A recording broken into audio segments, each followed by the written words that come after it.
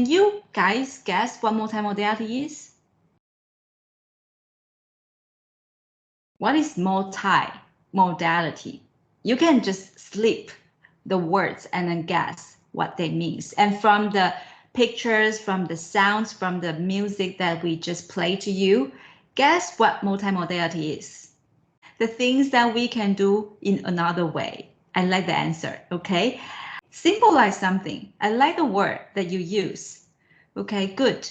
Multimodality, the definition is that because of a lot of technologies, right, nowadays, communication nowadays refers to meaning-making process. Okay, that is typically done through mixture of different modes, such as languages, gesture, facial expression, artistic, linguistic, digital, electronic, and graphic signs. Okay, so multimodality is a way to communicate, but the way to communicate are plural. Okay, there are plural forms. So the way to communicate is not only limited to spoken or written language. Okay, it's not only about languages. It's not only about English. It's not only about Chinese. It's not only about verbs, nouns, or spoken or written. It can also be gestures. Okay, if you have noticed, I have a lot of gestures. Okay, when I'm teaching,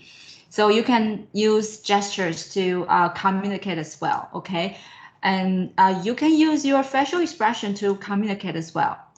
You can use a lot of signs. Okay, like the stickers. Okay, or electronic, like the music, or digital. Okay, so if you are playing, I believe that you guys are a big fan of like computer games. Okay, so if you are playing all kinds of computer games, then you will know what are some, you know, in your computer game. For example, 传说. Okay, I think that's one of the most popular one. So in 传说 is a like AR space, right? So in the AR space, you have like digital objects. Okay, for example, a cup, but you know that it's digital 3D object, right?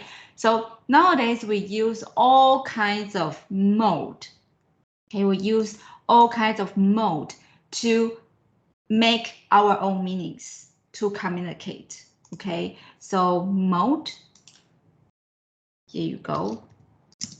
So we use so language is one mode. Okay, Chinese is one mode. English is one mode. Spoken English is one mode. Written English is one more mode. Okay, and gesture is one mode. Music is another mode, and drawing is another mode. Okay, so we use all kinds of mode to make our own meanings in order to communicate. Okay, that is the concept of multimodality. Okay, so what you are going to do on code spaces is also a multimodal project, because you are going to use all kinds of modes. Okay, you can use music, you can use text, you can use like the conversation bubble, you can use the 3D objects to make your own meanings, to design a lesson plan that is meaningful for your students. Okay, so that's multimodality. All right, so just to sum up, so multimodality can be your first language, can be your second language, can be a gesture, can be images, can be emojis. Okay, we use a lot of emojis, right? And we use a lot of stickers on like Line app, right? And we use a lot of sounds, okay? And all together we make meanings. That's multimodality, okay? So speakers use all kinds of semiotic signs as part of wider repertoire, okay, in the multimodal space to make meanings or negotiate meanings with your listeners, okay? So I really like Benson's wording, symbolize, okay? You use these all resources, those communicative resources, to symbolize the meanings in your conversation, in your communication. That's multimodality. Okay, so you combine all these modes to give the meanings to something that's symbolized. You give the meaning, right? So giving meaning, the action means symbolize the thing into some meanings. Okay, so that's multimodality. All right. So when people, and that's not really surprising that actually people are doing multimodality every day, right? So for example, when you think about Russia-Ukraine war, what's in your mind? What's in your mind?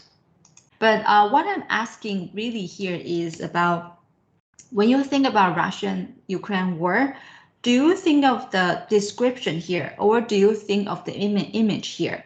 Okay, I can tell you that a lot of people will start thinking about the images before they start thinking about the words. Okay, usually when you think about something, images comes to you first. Okay, you have the images, and then you come to describe the matter. Okay, that's the cognitive process that nowadays people have.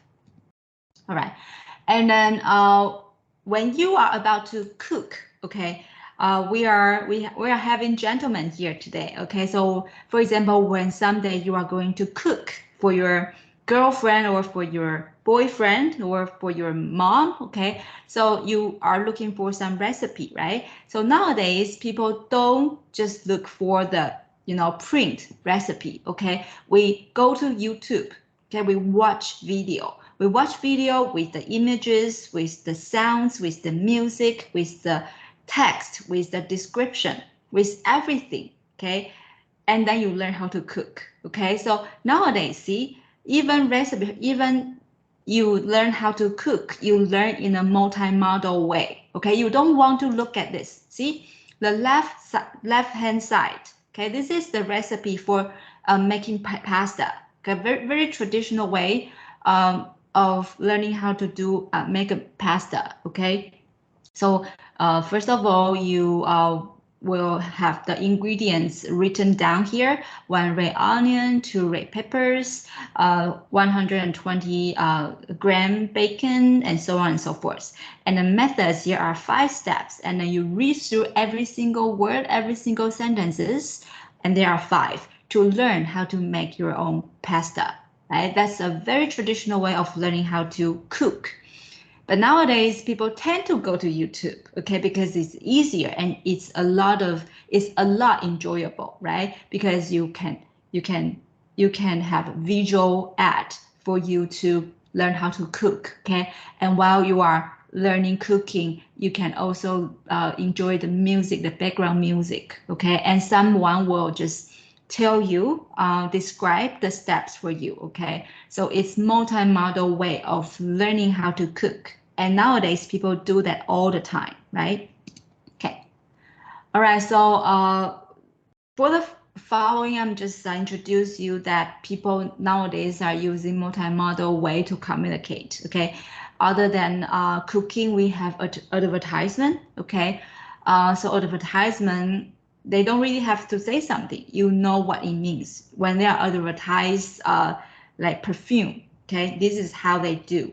Okay, they have a picture, they have some words, okay, to create this beautiful image to you to advertise their perfume. All right, and this is about the COVID-19. Like every day we can see the chart every day, right? This is also another kind of multimodal way of communication. Okay, we don't only write or speak, but we show the chart. We show the graphic for you to understand how the COVID situation goes. All right. And stickers, okay, another very common way to communicate in your daily life. And GIF, okay, people use a lot of GIF to communicate as well. Is more vivid, right? More vivid, and with the text, with the written text right here, it's very interesting to communicate. Okay, I would say GIF make the communication a very interesting. Make the conversation more interesting, right?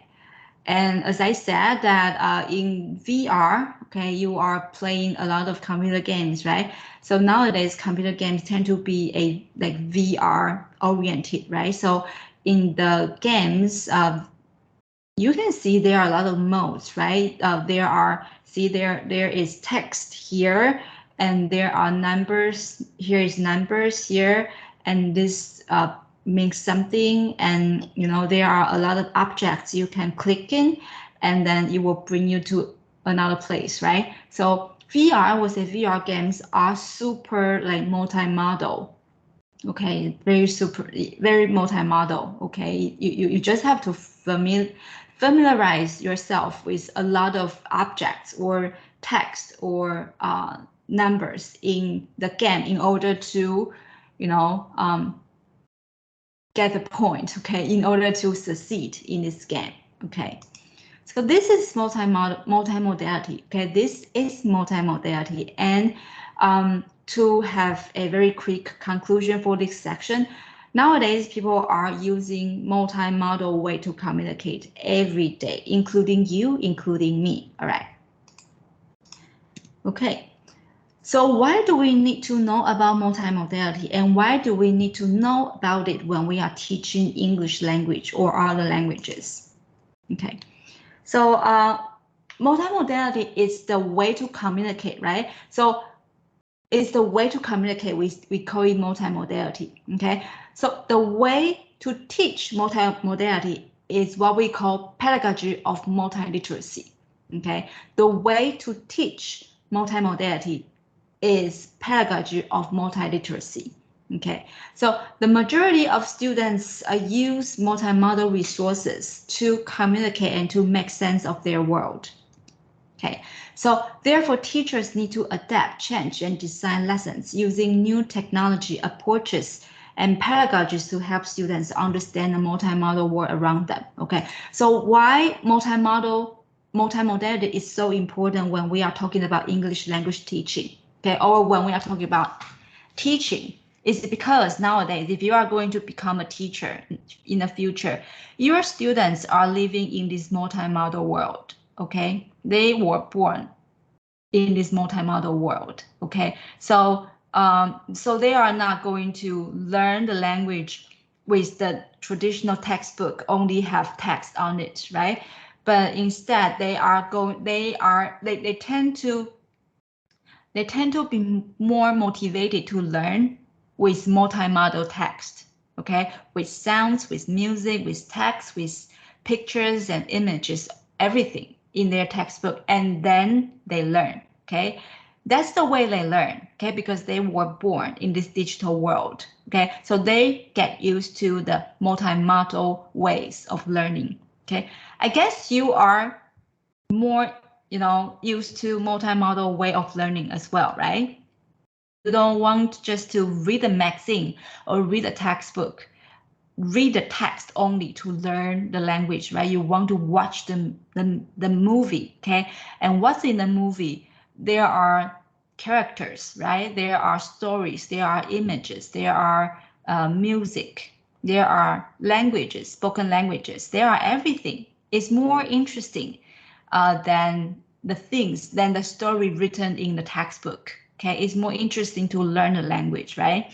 So that's multimodal way of learning. Okay, and yeah. So why pedagogy of multiliteracy is important? Okay, why the pedagogy of why teaching multimodality is important? It's because nowadays students use multimodal way to learn everything, right? Okay. So do you know what literacy is? When we talk about literacy, what comes to your mind? What is literacy? The ability to read and write and understanding the reading and writing, right? That's literacy. And traditionally, we teach our students to read and write and understand something, right? But nowadays, we tend to understand literacy as new literacy. Okay, so what is new literacy? New literacy is something to do with multimodality. Okay, so literacy? It's only limited to reading and writing, right? But new literacy, we tend to understand literacy as all kinds of modes: visual, audio, gesture, and spatial. Okay, So usually, traditionally we call it literacy, but nowadays we call it multiliteracies, okay? And it's plural because, it's not only about reading and writing, but it's all kinds of modes include visual, audio, gesture, and spatial. And then all together we call it multiliteracies. Okay, so multiliteracy is also known as new literacy. Okay, so it's just a new way of understanding literacy. Okay, so to be short, we don't want to understand literacy only limited to reading and writing, but we have to understand literacy as new literacy that include every kind of mode: visual, audio, gesture, spatial, reading, writing, every mode. Okay, multimodality. Okay, that is multiliteracy. Okay, and the skills that nowadays the teachers have to have is the ability to teach the multimodality. And the ability to teach multimodality is what we call pedagogy of multiliteracy. Okay, all right. So so here is the example of multimodality. Okay, so normally when you are learning pollination, okay, you will learn pollination this way. Okay, so you will read a paragraph like this: pollination is a blah, da, da, da, da, da, da, and then there probably has a small kind of blurry picture for you to refer to, and then altogether you learn what pollination is, right? This is literacy. You learn how to read and write, and that's all. Okay, but now we want students to know how to understand pollination this way. Okay, so pollination is a process like this, and it travels by the bee to another flower, and so on and so forth. Okay, so we want students to understand pollination this way, and also we want them to be able to create this kind of image, okay, to show people what pollination is. Okay, so they not only have to understand this picture, eventually we hope that the students can also create this kind of picture to show people what pollination is. Okay, because normally you read, right, and then you write your understanding to show people, oh, okay, I understand this. Okay, but now we want students to do this. Okay, you understand the pollination from a multimodal way, and then you also create your own multimodal product to show people what your understanding of pollination is. All right. Okay. So far so good? Yes? Good. So we talk about multimodality and multiliteracy and pedagogy of multiliteracy. All right, so now we are going to talk about some grammar. Okay, grammar about visual literacy. Okay, so multiliteracy includes a lot of visual, right? It includes a lot of colors, a lot of shapes, a lot of like visual elements. Okay, so we have to talk about the visual grammar. Okay, in order for you to understand what multimodality is. Okay, so visual literacy is the ability to read images, to see, to understand, to eventually to be able to think, create, and communicate graphically. All right. So a visual literate person should be able to, or multimodal literate person should be able to understand and appreciate the meaning of visual messages. And then you understand, and then you are able to communicate with the visual design. And then you have to produce the visual messages using computers and other technologies. And then finally, we hope that you can use the visual thinking to conceptualize the concepts you want to express in the image. Okay, so visual literate or multimodal literate is not only limited to understanding the visual messages or the multimodality messages, but you also have to be able to communicate, produce, or think in multimodal way. Okay, that is what we call by multimodal literacy. All right. Okay, so before we talk about the grammar of multiliteracy, let's think about this, the old and new visual literacy, okay? So like traditional and new literacy, okay? So not traditionally we understand visual literacy as images are less important than written language text and than written languages, okay? Images are dependent on written language, text, writing images are replicate of the reality. Okay, so it means, so if you look at this, so I want you to look at these two pictures and tell me what are the differences between these two.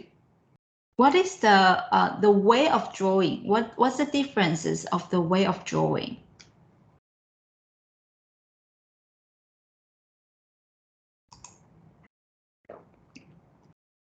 Which one is closer to the reality?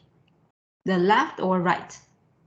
The left one is closer to the reality. Then the right one, we don't really see a tree like this, right?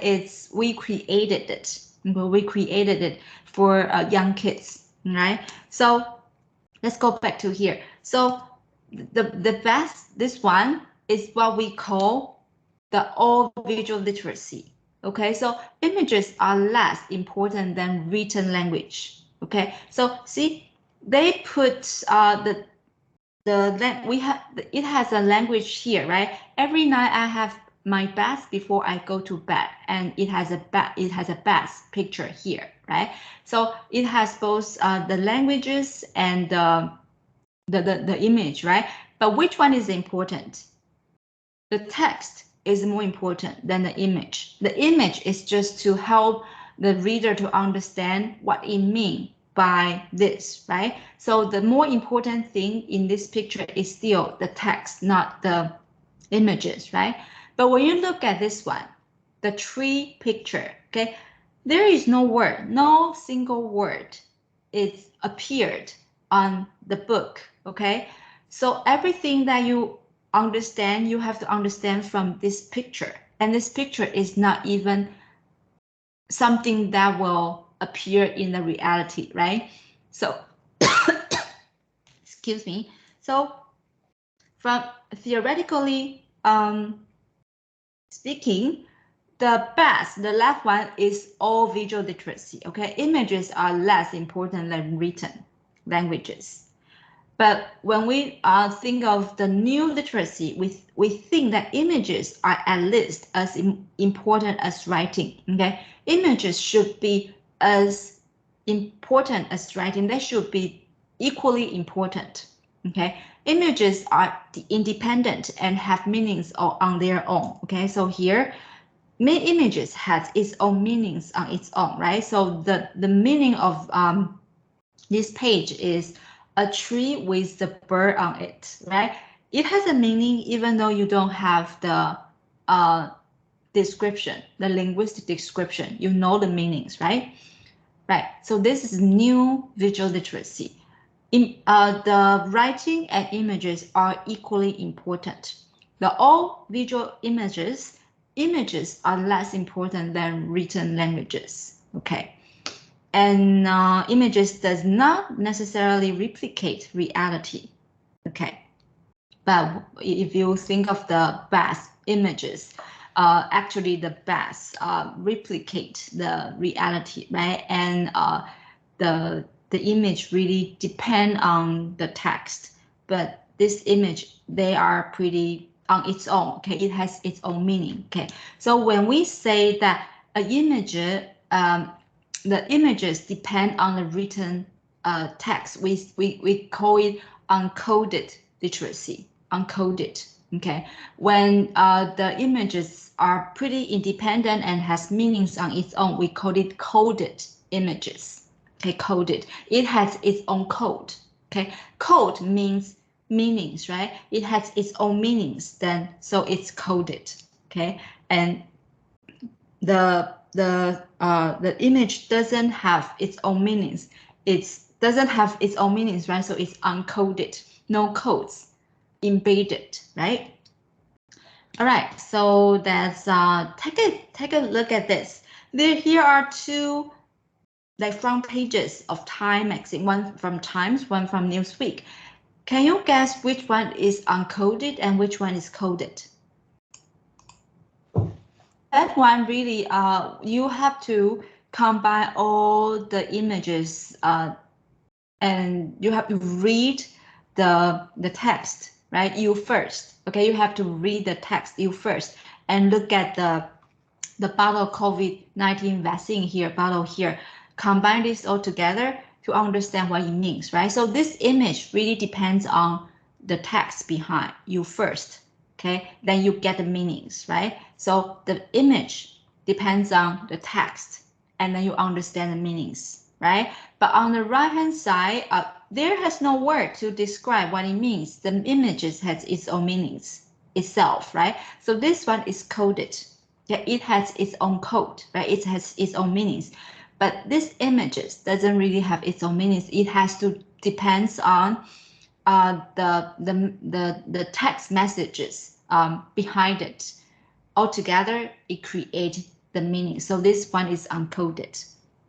Okay. Okay.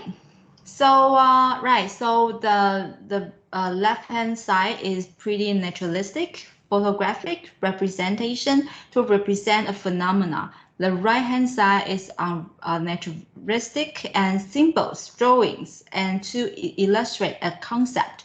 So it's coded, okay? So it's kind of confusing, but one thing you have to remember is that when we talk about an uncoded image, it means that the image rely on text to create meanings, okay? On the other hand, coded images, it itself doesn't have to depend on the text, but it itself has its own meanings. That's coded image. All right. Okay, so since you all understand what is coded and what is uncoded, so we don't have to do this activity. I think you are pretty smart, so you know what coded and you know how to differentiate coded and uncoded images.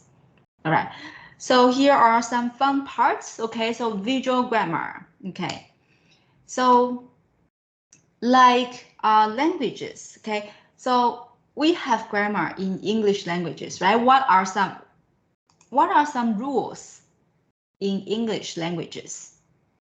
Verbs, okay, and plural form, singular form, those are the grammar of English languages, right? Okay, so just like languages, images or music, they have their own grammar as well. Okay, they have regularities, they have their own rules, they have their own grammar, all right? So this grammar, these regularities are culturally produced and socially based. Okay, so just like languages, right? Like English, we have English, they have their own grammar, right? And Chinese, we have our own grammar, right? Because we are different languages, right? Same as images. Images, they have grammar, they have regularities, they have rules. But the rules of images depends on cultural regularities. Okay, so in other words, images can mean differently in different cultures. All right, so they are culturally produced and socially based. Okay, even though images may have different meanings to some individuals. Okay, so this means that we say that images can mean different things in different culture, right? But even though in Taiwan, same images can mean different things among Taiwanese people, right? So for example, the color of red, okay, the color of red, commonly it means luck, okay, to be lucky. So it's what the color of red represents, right? Normally it's this way, but people might understand the color of red differently in Taiwan. Okay, so this is what it means that images are culturally different, and even though images may have different meanings to individuals from the same culture. All right. Okay, so here are red, purple, blue, green, yellow, and orange. What does colors mean in our culture? Okay, so sea of the colors actually means different things to different cultures, or it can mean different things among individuals, right? So for example, red, I'm a Taiwanese, Bo is a Taiwanese too, but we see the color of red differently, right? So see that we are making meanings here. We are meaning making, okay? We are doing multi-modal things, okay? We are using color as a mode to represent our own world, our own meanings to communicate, right? Okay, so let's take a look at some fun part of colors, right? So in Western culture, okay, in Western culture, green means supports, means balance, means harmony, love, communication, social nature, and acceptance, all right?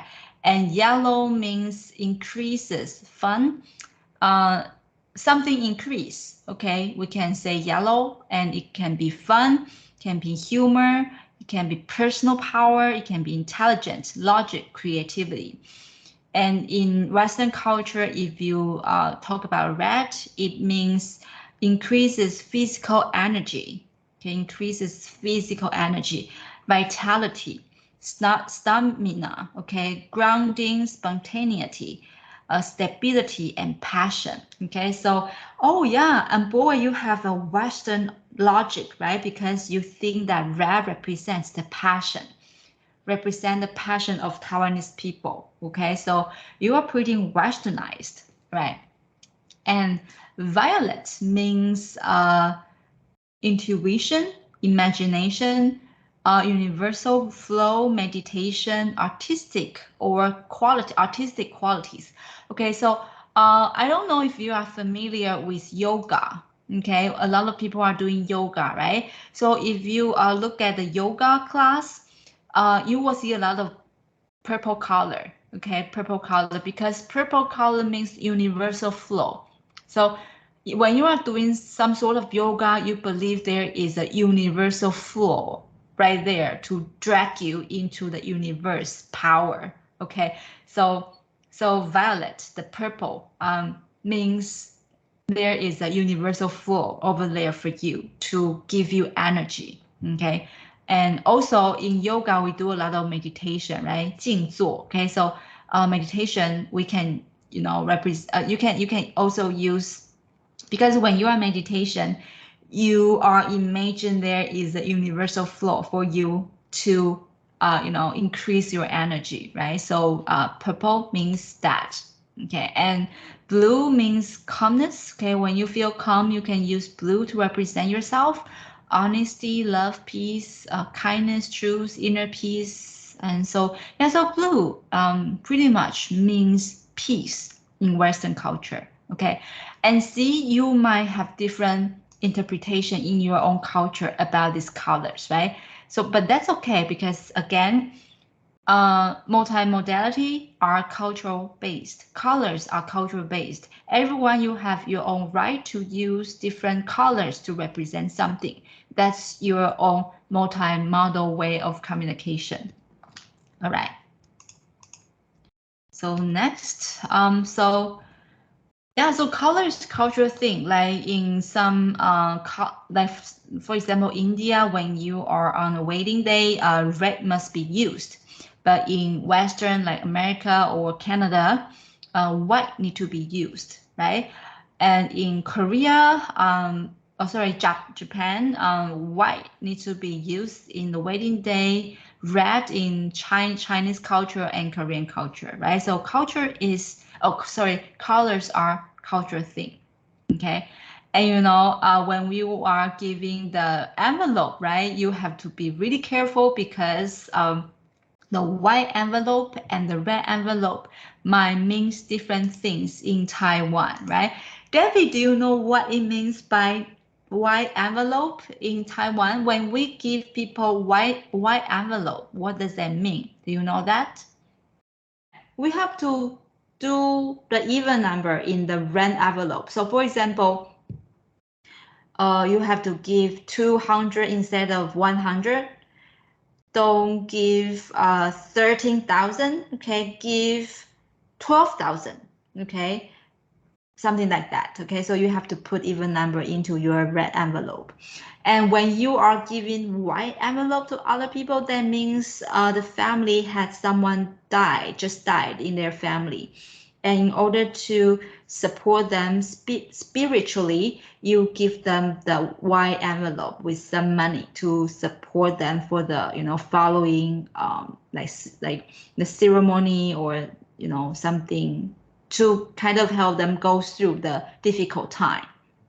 Okay, so that's when we are giving white envelope. Okay, so Debbie, now do you know how to give white and red envelope in Taiwanese culture?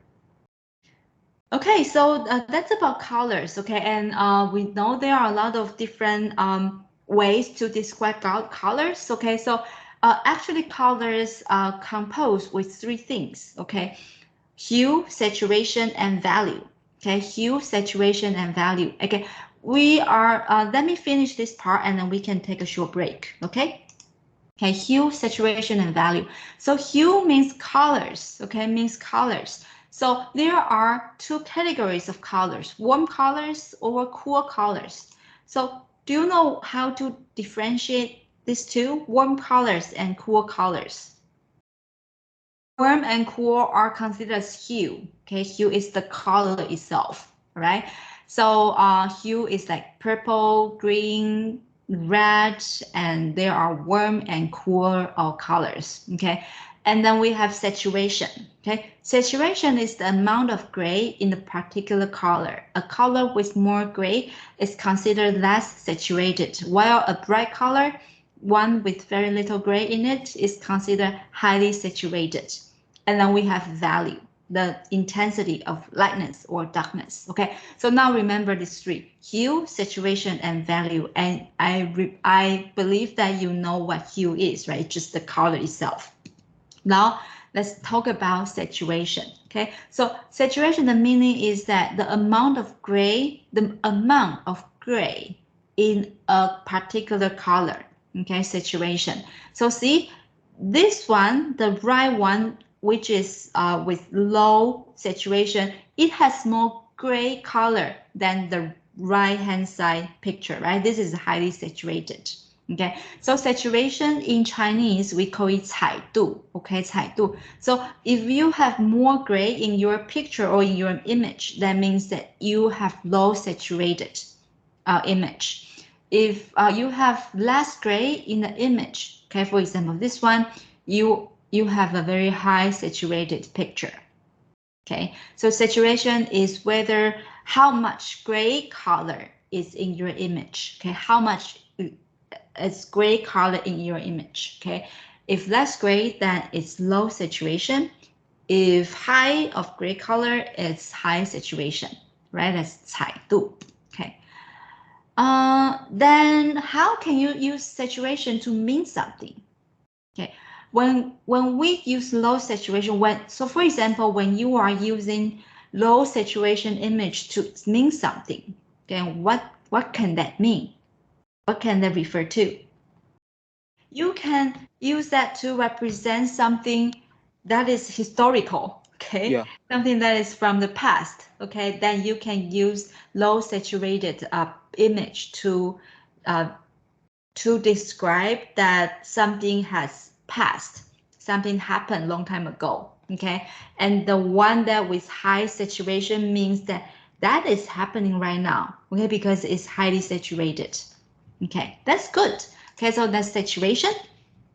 Now let's talk about value. Okay, value 刚刚那个 saturation 是彩度 ，value 是明度。明度 means that, let's go back to the definition. Value means the intensity of lightness or darkness, whether your color is darker or lighter. Okay, whether your color is darker or lighter. Like this one, the same red, right? The same red. You have dark red, you have light red, and light red means pink, right? And dark red means like brisk. Okay, brisk, 那个砖红色, right? Brisk. So value means 明度. Okay, so how can you use value to mean something? changing the style of the pictures, and what are some particularly meanings you can describe by the value. Like for example, David just shared us that when you are using low saturated picture, you can describe something happened long time ago, right? How about value? How can you use value to make some meanings? When you want to describe something is happy, then you use maybe brighter color, brighter value, right? High value of color. So when you are describing very happy summer, you don't use the low value color, right? You don't use the brisk red. You choose pink to describe happy summer, right? So, but when it's turning to winter, right? You can use the brisk, because winter means like the trees, the leaves are all falling down. The colors are turning from the bright green to the red, right? So the low value can mean that summer, okay, the happy summer, or you know, a more sad fall, okay, or sad autumn, okay, value. So that's what value can do. All right, begin with another grammar. Yes. So we just introduced the colors, right? So when you are creating your multimodal way of communication, you can use different elements of colors to represent the meanings, right? Here we have 3 different elements that you can apply to make some meanings in your multimodal project or your multimodal way of communication. All right. So the first one is scale. Okay. Second is dimension, and then it's motion. Okay. Let's take a look at what is scale. So scale deal with apparent relative size of objects and acts to show relations between objects. All right. So deal with apparent relative size and show the relations between the objects. That's scale. All right. So this is scale. Okay. So it used the size to represent, to show the relation between these two. Right. So I don't think you can see clearly here, but the word says welcome to America. Okay, so actually this is a story talking about the immigration policy in America under Trump's governance. Okay, when Trump is the president, they had changed the immigration policy enormously, right? So under that policy, the immigrants become very small because Trump doesn't really want immigrants to come in. So the immigration policy becomes very strict. Okay, so this picture just tells you that under the new policy, Trump become very big, the America become very big, and the immigrants become very small. Okay, so this is scale. Scale is that you can use relative size to show the relations between objects. All right. So that's another element. Another element is dimension. Okay, dimension really means that whether that is 2D or 3D. Okay, the measurement of either length, width, or depth. 2-dimension art, such as painting, has length and width. Okay, painting has just 2D, right? But 3D, you have depth. Other than length and width, you have depth. For example, sculpture, you have depth, right? All right. So this is dimension, Tr.Rae Mul. Okay, Tr.Rae Mul. This is 3D, only have width and the length. Okay, width and the length. But 3D, you also have the depth. See, you can see through the mouth of Tr.Rae Mul, right? So this is another example of 2D or 3D. So this one is 2D, right? So only have width and length, okay? But in 3D, you have depth. You can see through the window, right? It has some depth. You can see through Tr.Rae Mul's mouth, okay? 3D, okay? So how can you use that to mean something? So what's the differences between 2D and 3D? So the 3D is like real life because it has shadow, right? But 2D just has width and width, doesn't really have shadow because it doesn't have the depths, right? So we cannot really show the depths, right? So it's more lifelike, right? 3D is more lifelike, right? I try to play the game of, you know, Harry Potter. Do you know the game? I think it's pretty good. Okay, it's I'm kind of like situated in the schools, and I like that.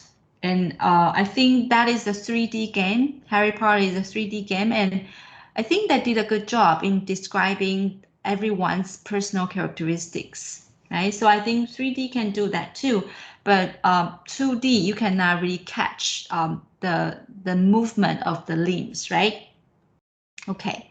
Yeah, so there's 3D and 2Ds. And also 3D, you can feel that you are really like immersed in the real life, right? As David say, it's very lifelike. Okay, it's like real life. But 2D is just like, it's like a cartoon, a world that you don't belong to, right? Okay, so 3D gives you the sense that you are really situated in the real world. Okay, all right, the last one is motion. Okay, scale, dimension, and motion. Motion means motion in visual image is always an illusion. It can either be implied or suggested as in still pictures or overly simulated as in motion pictures. Motion means movement, right? So actually you can make some, you can, you know, put motion in your images, but sometimes you have to know how to do it.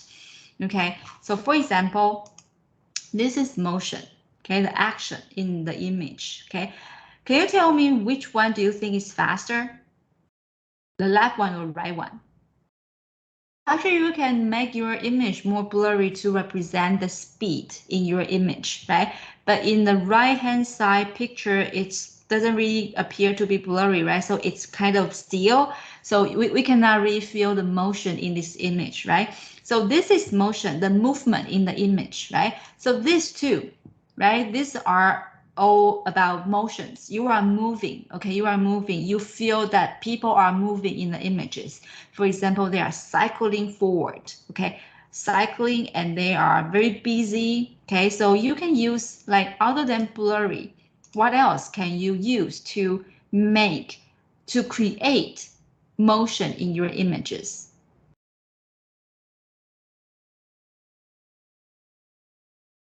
Okay, my question is that this one, they kind of use blurry skill to create the motion in the image, right? What are some skills used here to, you know, make the motion? You can also use lines to represent the speed, right? The lines. Here is the lines too, right? So, you know, when you see the lines, you feel that it's moving, right? Or you can make the background very blurry and make the object you want to focus very clear, okay? That means that the background are moving and you are moving too, okay? So that's motion. But I don't think you have to do this in your project. We are just saying that in our multi-modal world, that's something that people use to create meaning, to, you know, communicate with their audience or with their readers, right? So here we have three other rules to make your multi-modal way of communication. One is scale, the other is dimension, the last one is motion. All right, now let's come to the very last set of the grammar, which is information value, salience, and framing. Okay, information value, salience, and framing. All right, so first of all, information value means the placement of elements, endow them with the specific information values attached to the various zones of image. In other words, how you place, where you place your image means different things.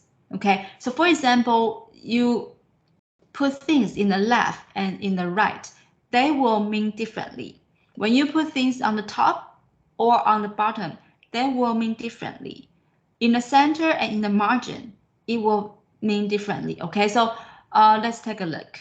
Okay, so left and right, when you put something on the left, that means something is old. Right, something is new. Okay, so when pictures are placed horizontally, okay, when pictures are placed horizontally, the element on the left is given or old information. Okay, those on the right are something new. Okay, so when you are put things on horizontal scale, things that you put on the left means old information. Things that you want to put on the right means new information that the viewers did not know. Okay, so here example. Okay, so this is the example that appear in your textbook very often. Okay, so often people will put a like little boy right here. So to introduce the heart anatomy, okay, heart anatomy, the heart structure, right? So the picture put on the left means the old knowledge, okay, the knowledge that every single human being, we have a heart. That is the old knowledge, right? That's the old knowledge that everybody knows. But now I want to teach you something new, and the new knowledge is placed on the right. New knowledge is about, so now we are going to learn the heart structure right here. Okay, so the old information you put on the left, the right, the new information you put on the right. Oh, sorry, the old knowledge you put on the left and new knowledge you put on the right. Okay, all right, so that's when you put things horizontally. Okay, you put old on left, new on the right.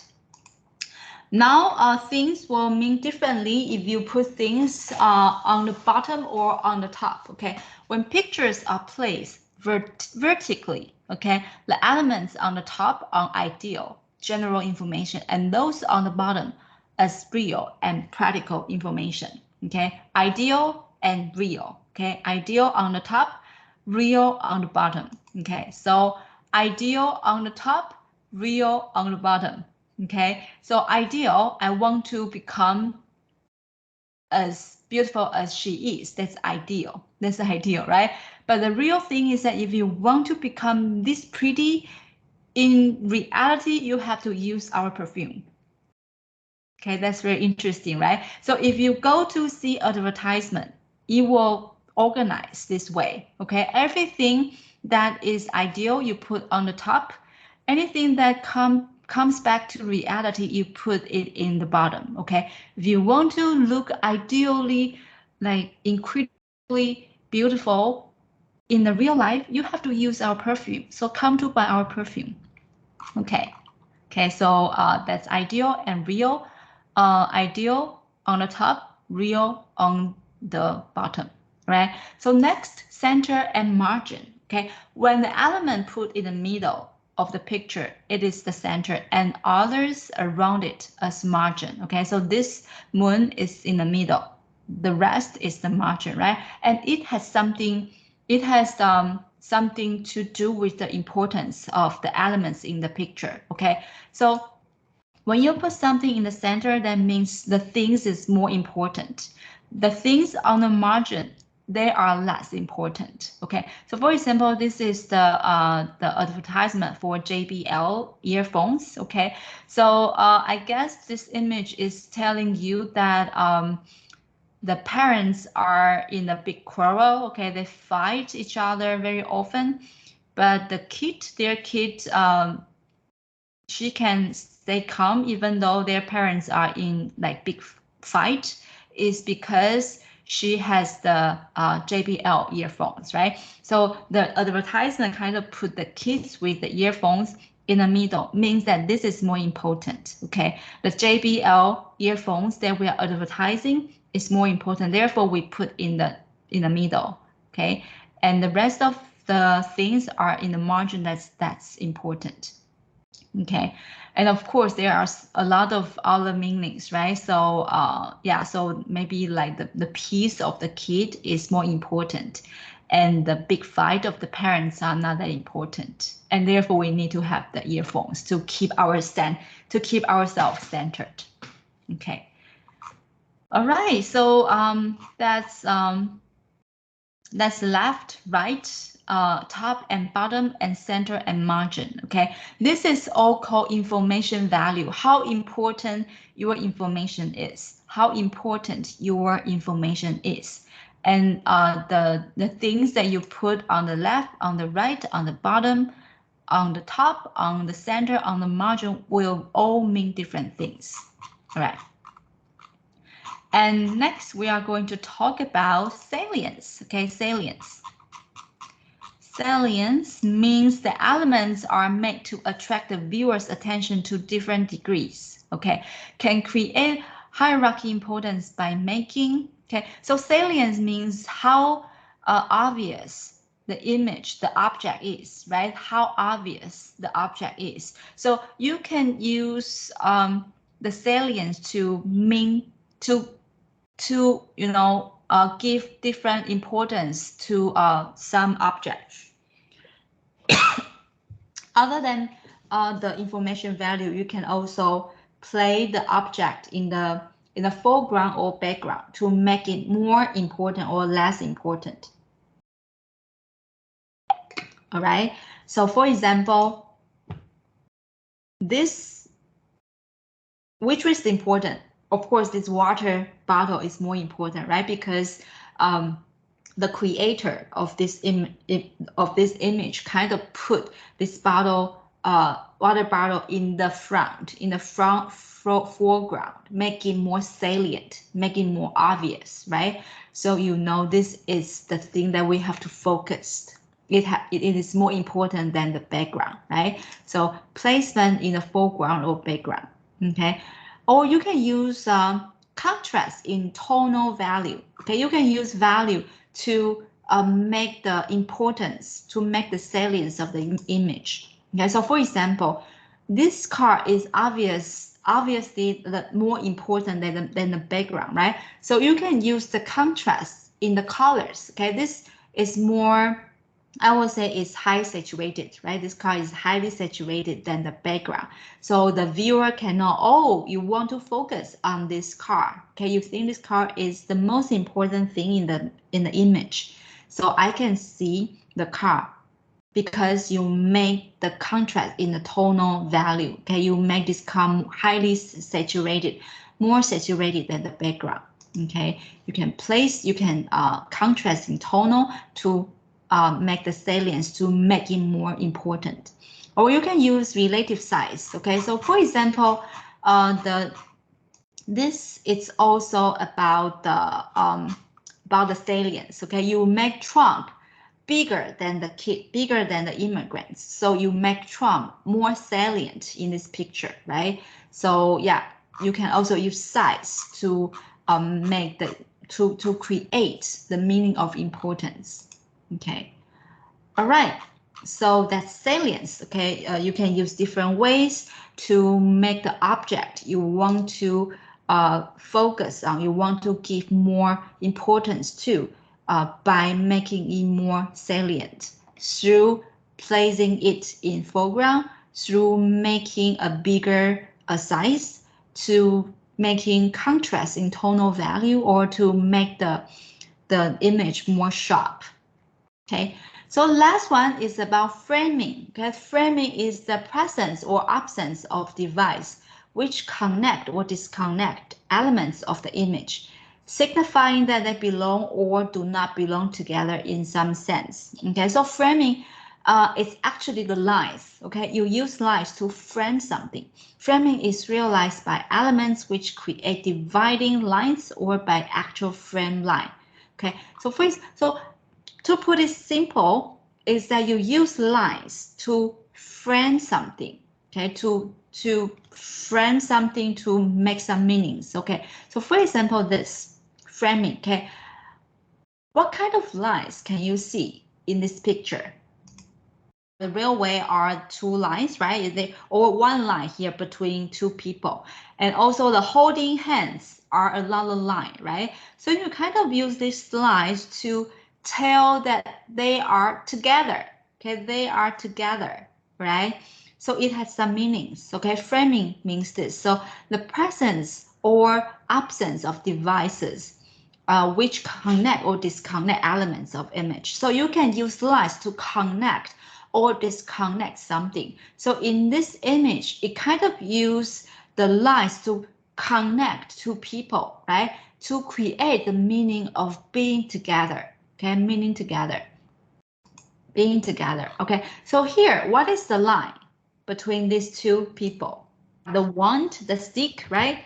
The Harry Potter's wand, right? Like the stick, okay? So what does this stick, what does this wand mean?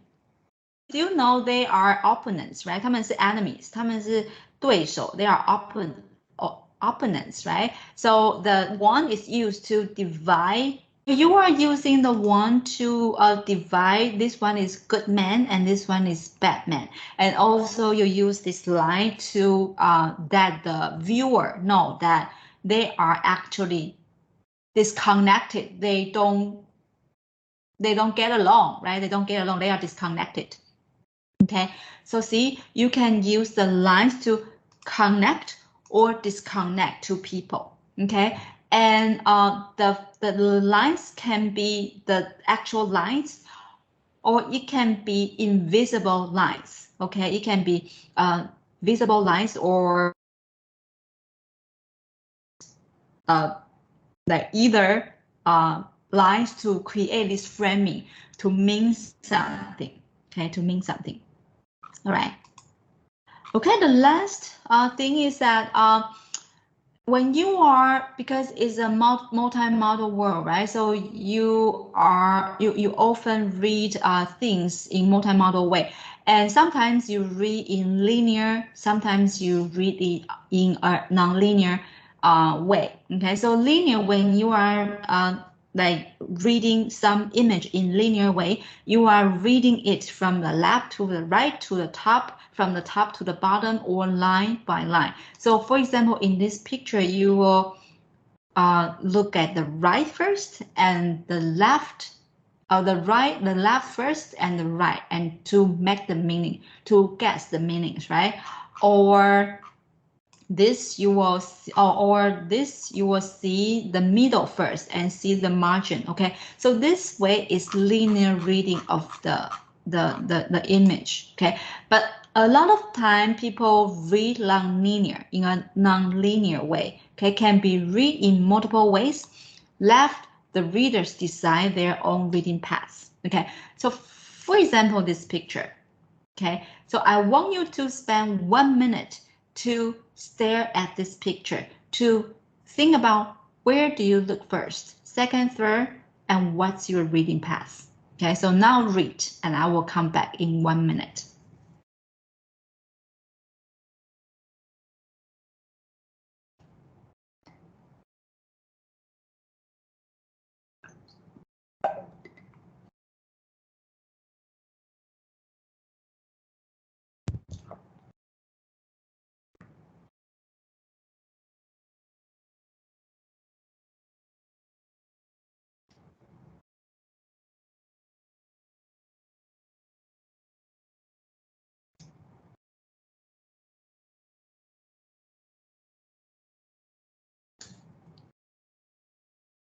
Okay, let's come back.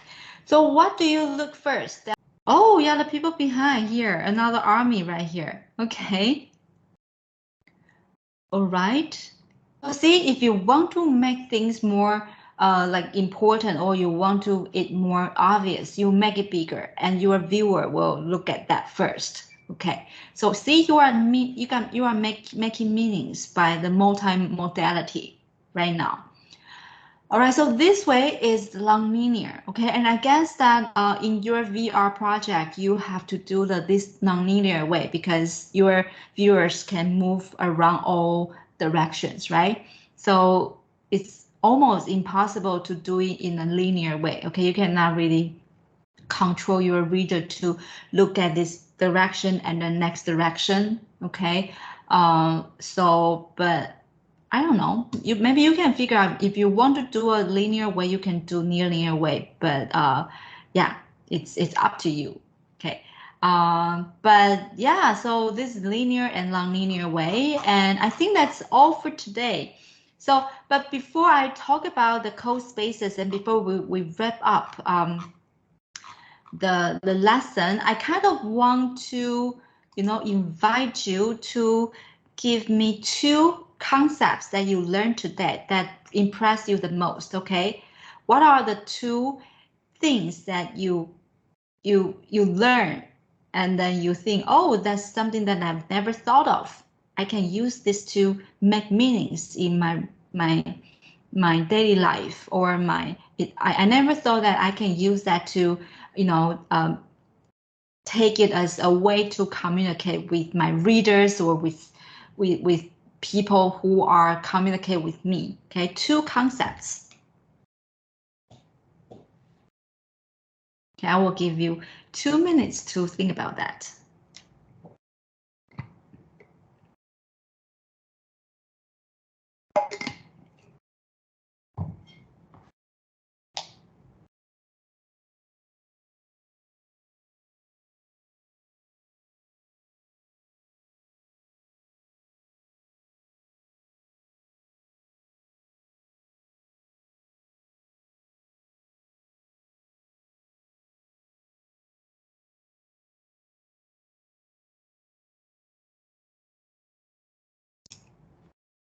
Two concepts you learned today that impress you the most.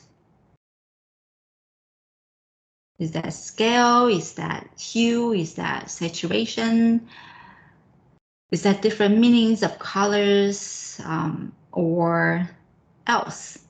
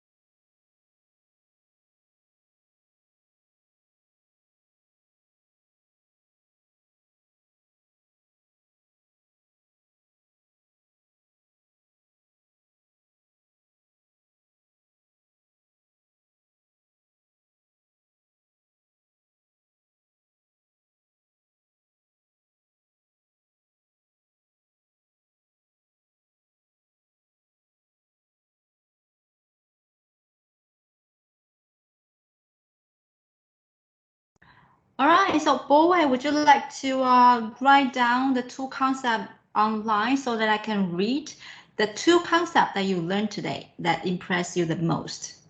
Okay, and while we are waiting for Bowen's writing down, yeah, so before you all are staying in the old concept of literacy, right? You only know that when we communicate, we can only use written or spoken mode to communicate, right? But from the concept of coded images, you know that actually simply using one image without text, we can communicate with people as well, right? Yeah, that's the whole concept of multimodality, okay, multimodality. Colors, because it can easily attract people for the first time they use, especially if you use the good colors position. Okay, the colors, why it can easily attract people for the first time. Yeah, so David say that he thinks color is very the concept of colors is very impressive because he only know that you can actually use colors to attract people's attention. Okay, so if you want to make it more obvious, then you can use colors to attract your viewers. And also, David said framing is another thing that he learned today because it can make people who see it be more curious if they still not catch what the meanings behind the framing for the first time. Okay, so David said framing actually it can make people feel more curious. Okay, by lining, again, the lines will make people more curious. You want to know more about what the picture really means by the frame, by the lines that the image has, right? Okay.